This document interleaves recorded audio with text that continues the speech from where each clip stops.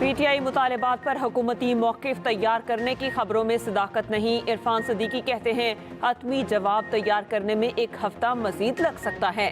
Senate में इजहार ख्याल करते हुए कहा, अलकादिर ट्रस्ट को ज़मीन किस बुनियाद पर दी गई? जिस ट्रस्ट को ज़मीन दी गई इसका कोई वजूद ही नहीं।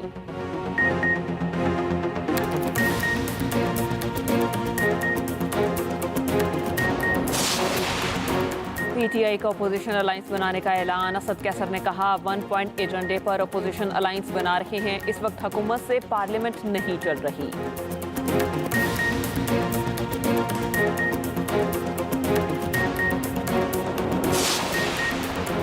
हज 2025 की तैयारी में कोई लापरवाही कबूल नहीं। हुजाज के लिए हर सहूलियत यकीनी बनाई जाए। वज़ीर आज़म शहबाज शरीफ कहते हैं खिदमत और मुआवरत में किसी किस्म की कोताही बर्दाश्त नहीं करूंगा।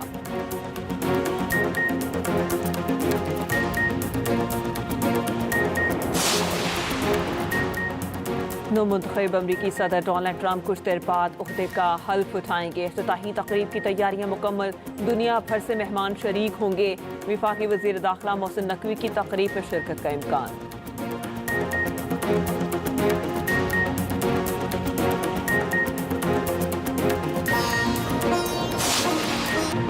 जुडिशल कमीशन का मुतालबा ना मानने की खबरें। पीटीआई ने हुकूमत को खबरदार कर दिया। चेयरमैन तहरीक इंसाफ बैरिस्टर गोहर का कहना है बानी पीटीआई ने कहा है 7 दिन में कमीशन ना बना तो चौथी मीटिंग नहीं होगी। कमीशन नहीं बनने जा रहा तो मुज़ाकरात का कोई फायदा नहीं होगा।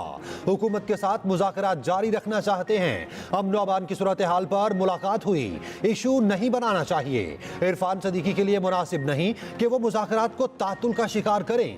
हुकूमत का इंतजार कर रहे हैं कि वो क्या पेशरफ्त बताते हैं। सेनेटर इरफान सदीकी की मुज़ाकरात पर हुकूमती जवाब से मुताल्लिक खबरों की तरदीद। ट्वीट में कहा मुशावरत जारी है। हतमी जवाब तैयार करने में मजीद एक हफ्ता लग सकता है। बयान की गई तमाम तफसीलात बेबुनियाद हैं। कमेटी में शामिल 7 जमातें अपनी अपनी क़यादत से रहनुमाई ले रही हैं।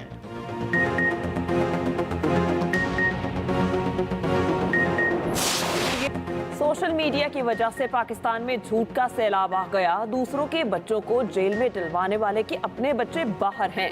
वजीर आला पंजाब का डीडी खान में होनहार स्कॉलरशिप प्रोग्राम की तकरीब से खिताब। मरियम नवाज ने कहा जिनके पास बताने के लिए कोई कारकर्दगी नहीं वो झूठ का सहारा लेते हैं। इस प्रोग्राम को स्टेज शो कहने वालों ने कभी स्कॉलरशिप दिए ही नहीं। किसी को सिफारिश पर स्कॉलरशिप मिली तो मैं इस्तीफा देकर घर चली जाऊंगी।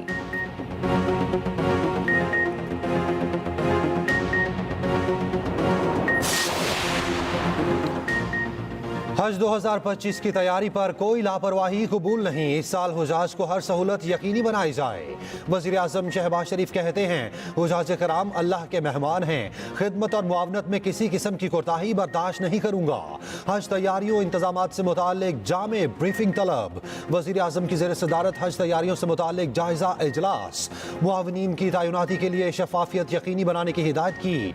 वज़ीर आज़म का गवादर एयरपोर्ट पर परवाज़ों के आगाज़ पर इजहार इत्मीनान। कहा अल्लाह के फजलो करम से आज एक और संग मील उबूर कर लिया। पाकिस्तान समेत पूरे खित्ते में मवासलाती रवाबित को फरोग मिलेगा। सी पैक से पाकिस्तान और खित्ते की तरक्की का ख्वाब। आईनी और रेगुलर बेंचेस के इख्तियार समात का केस क्यों मुकर्रर नहीं किया? Supreme court Barham. Additional registrar judicial को तौहीन अदालत का शोकास नोटिस भी जारी। जाती हैसियत में वजाहत तलब। जस्टिस मंसूर अली शाह की सरबराही में 3 रुकनी बेंच ने समात की।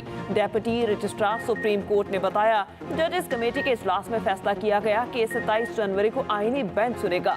जस्टिस मंसूर अली शाह ने रिमार्क्स दिए मुझे इजलास का पता ही नहीं चला, हालांकि मैं जजेस कमेटी का मेंबर हूँ। जस्टिस आयशा मलिक ने कहा हमारे सामने फिक्स पूरे हफ्ते के मुकदमात तब्दील हो गए। क्या अब एक रिसर्च ऑफिसर हमें बताएगा कि कौन सा केस कहाँ मुकर्रर होगा? जस्टिस मंसूर अली शाह ने कहा केस इंतजामी कमेटी के पास चला गया। जस्टिस इरफान सादात मसरूफ हैं तो कोई और जज साहब बेंच में आ जाएं। कमेटी के पास ऐसा कोई इख्तियार नहीं कि वो केस ही ना लगाए। जस्टिस आयशा ने कहा कमेटी के पास ऐसा कोई इख्तियार नहीं कि वो केस ट्रांसफर कर दे। ये केस आईनी बेंच में जाएगा। ये बहस हमारी अदालत में भी हो सकती थी। मुझे समझ नहीं आ रही 2 या 3 जहनों के मुकाबले में एक चीफ जस्टिस कैसे बेहतर हो सकता है। जस्टिस मंसूर अली शाह ने कहा कि केस हमारी अदालत में फिक्स करने के अलावा किसी दूसरी अदालत में भी मुकर्रर नहीं किया गया, ये तो पूरा केस ही गायब कर दिया गया। जस्टिस मंसूर अली शाह ने कमेटी के मीटिंग के मिनट्स मंगवा लिए। समाअत कल तक मुलतवी। इंतखाबी धांधली के खिलाफ बानी पीटीआई की दरखास्त पर समाअत। जस्टिस जमाल मंदोखेल ने रिमार्क्स दिए, फॉर्म 45 और 47 में अगर फर्क है तो कोई एक सही होगा। फॉर्म को जांचने के लिए पूरी इंक्वायरी करना होगी। क्या केपी से बलोचिस्तान तक सारा इलेक्शन ही गलत था? हर हल्के की अलग इंक्वायरी होगी। वकील हामिद खान ने कहा, यह इस अदालत की कमजोरी है कि अभी तक सुमोटो नहीं ले सकी। जस्टिस जमाल मंदोखेल ने कहा, हामिद साहब आप सीनियर वकील हैं, अल्फाज का चुनाव देख कर करें। अदालत ने बानी के वकील को तैयारी के लिए वक्त दे दिया। समाअत गैर मुअय्यना मुद्दत के लिए मुलतवी।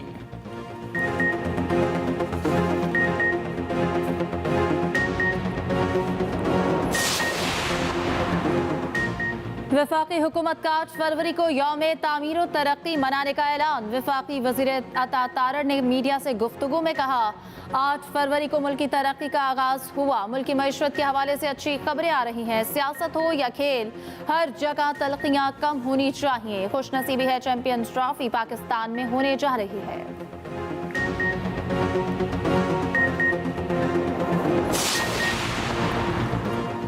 पाकिस्तान में महंगी तरीन बिजली बरामदात किस तरह बढ़ाएंगे? पीटीआई रहनुमा शिबली फराज कहते हैं, वजीर बिजली किस तरह दावा कर रहे हैं कि खित्ते की सस्ती तरीन बिजली देंगे। पावर टैरिफ में कमी के लिए हुकूमत के पास गुंजाइश कहाँ है? सेनेट में अरकान पार्लियामेंट तनख्वाहें और अलाउंसेस तरमीमी बिल 2025 मंजूर। सेनेटर समीना मुमताज ने कौमी कमीशन बराए वक़ार नस्ला तरमीमी बिल पेश कर दिया।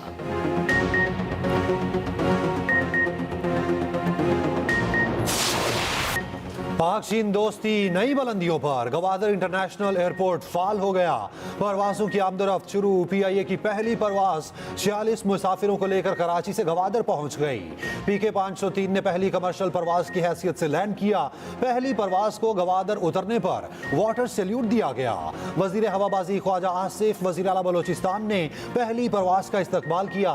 तकरीब से खिताब करते हुए ख्वाजा आसिफ ने कहा, गवादर एयरपोर्ट पूरे मुल्क के लिए फायदा देने को तैयार है। सी पैक में शमूलियत के बाद गवादर तरक्की की राह पर गामजन है।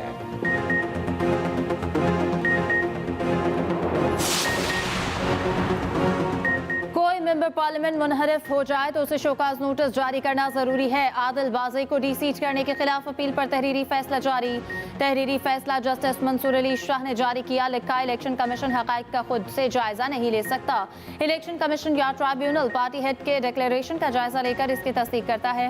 जस्टिस आयशा मलिक का इजाफी नोट, कहा इनके मुताबिक हुकूमत का इख्तियार सिर्फ अवाम की मर्जी पर मबनी है। सरबराह नून लीग की बात को इलेक्शन कमीशन ने बगैर किसी जांच पड़ताल के कबूल कर लिया। इस अमल ने अपील कुनिंदा के इंसाफ और शफाफ समाअत के हक के खिलाफ वर्जी की। इलेक्शन कमीशन ने एक सियासी जमात और हुकूमत के हक में झुकाव जाहिर किया।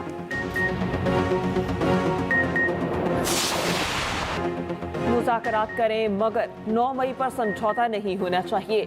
9 मई को जो कुछ हुआ बाकायदा मनसूबाबंदी थी। सीनियर वज़ीर सिंध शर्जील इनाम मेमन की हैदराबाद में न्यूज़ कॉन्फ्रेंस। कहा, बानी पीटीआई को 14 साल की सजा हो गई, कोई एहतजाज के लिए नहीं निकला। सिंध, बलोचिस्तान, पंजाब छोड़े, केपी में भी एक भी मुजाहिरा नहीं हुआ। पीटीआई ने फॉरेन फंडिंग केस में तलाशी नहीं दी। बोले, सखर हैदराबाद शहर सबोहाली का शिकार है। हैदराबाद सखर मोटरवे वफाक न बनानी है। सूबाई हुकूमत का मंसूबा होता तो मुकम्मल हो चुका होता। कोशिश होगी इसी साल हैदराबाद में ईवी बसें शुरू हो जाएं।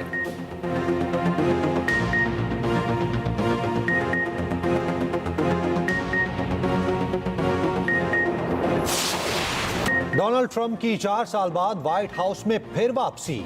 अमेरिका के 47वें सदर की हैसियत से हल्फ उठाएंगे। तकरीबे हल्फ बर्तारी चंद घंटे बाद होगी। वाशिंगटन डीसी में शदीद सर्दी। 40 साल बाद फिर हल्फ बर्दारी इंडोर मुंतकिल। ट्रंप कैपिटल हिल के रोटिंडा हॉल में हल्फ लेंगे। साबिक सदर Bill Clinton, George W Bush, Barack Obama तकरीब में शिरकत